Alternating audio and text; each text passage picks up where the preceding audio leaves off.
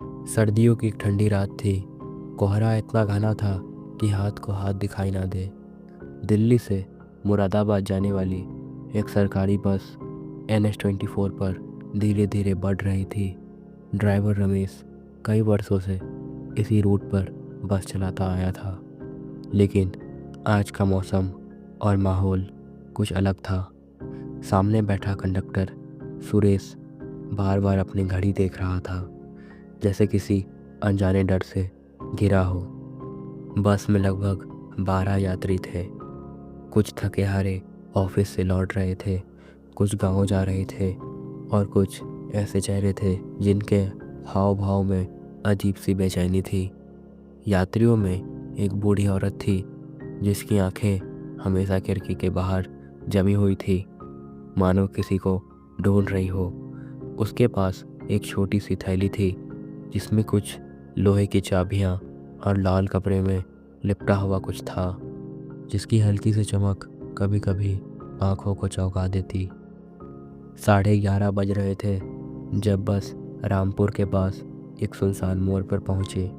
कोहरा और गहरा हो चुका था और रमेश को सामने की सड़क दिखना बंद हो गई थी। उसने धीरे से बस की स्पीड कम की।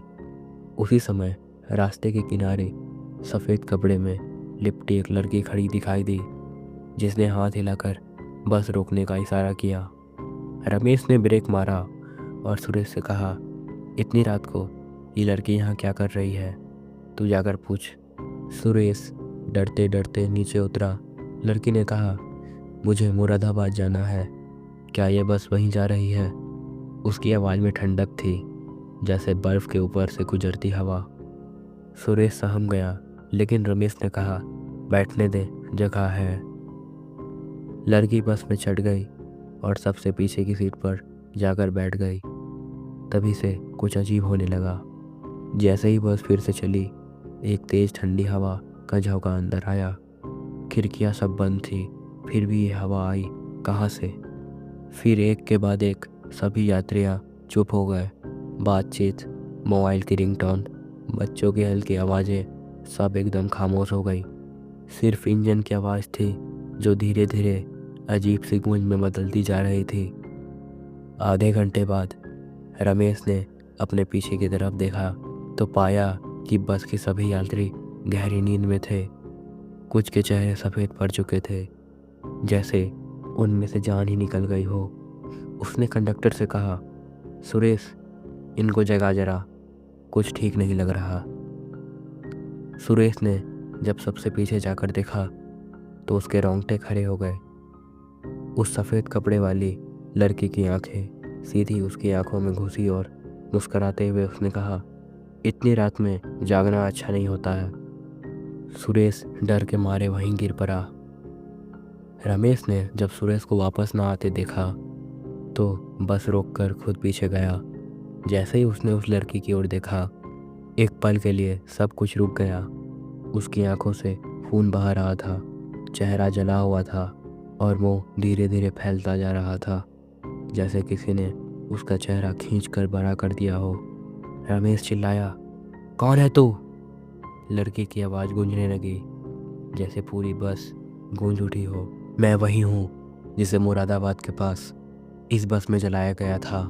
5 साल पहले इसी सीट पर बैठी थी मैं, जब कुछ लोगों ने पेट्रोल डालकर मुझे जिंदा जला दिया।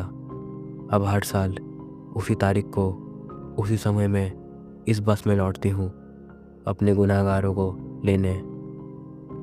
रमेश के चेहरे का रंग उड़ गया, उसके हाथ कांपने लगे। तभी बूढ़ी औरत उठ खड़ी हुई। उसके हाथ में वही लाल कपड़े से लिपटी चीज़ थी जिसे उसने अब खोल दिया। वो एक ताबीज़ थी जिस पर कुछ संस्कृत मंत्र खुदे हुए थे।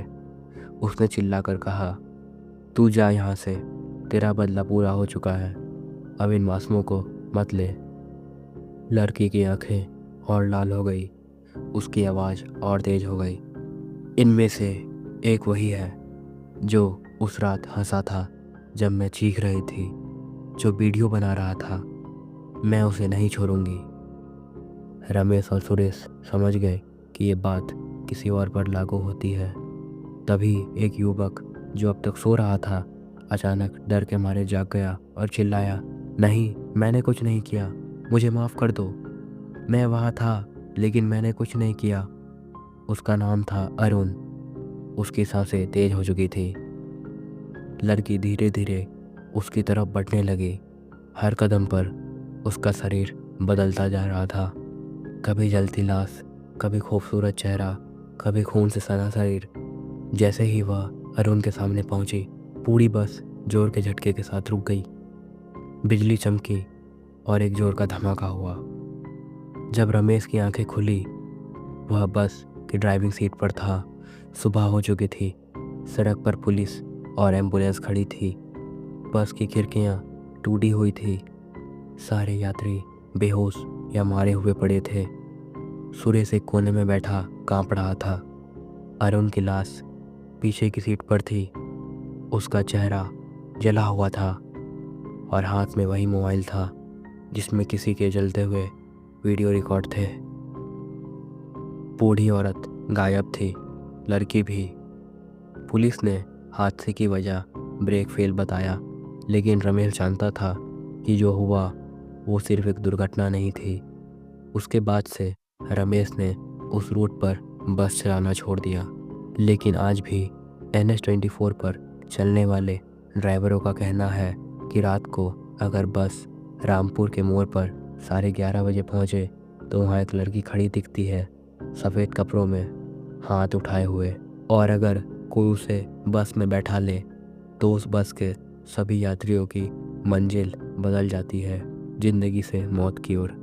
कहते हैं वो बस अब भी कभी कभी दिखाई देती है, सुनसान रास्तों पर जलती लाशों की चीखों के साथ। क्या तुम कभी उस बस में चढ़ना चाहोगे? धन्यवाद।